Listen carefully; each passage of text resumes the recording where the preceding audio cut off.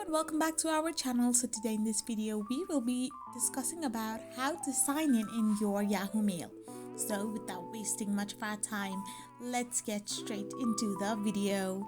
First and foremost, all you need to do is simply tap open your Yahoo Mail app. So once you open your Yahoo Mail, on the sign in with Yahoo option.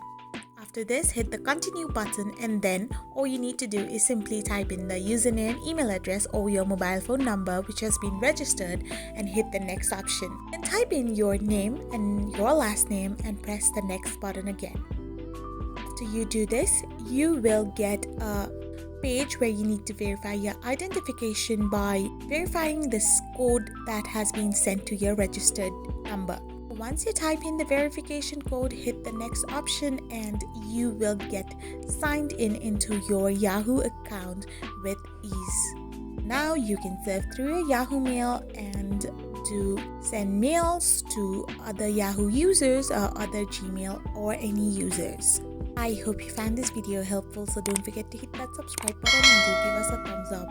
We will be back again with these informative videos. Thank you for watching.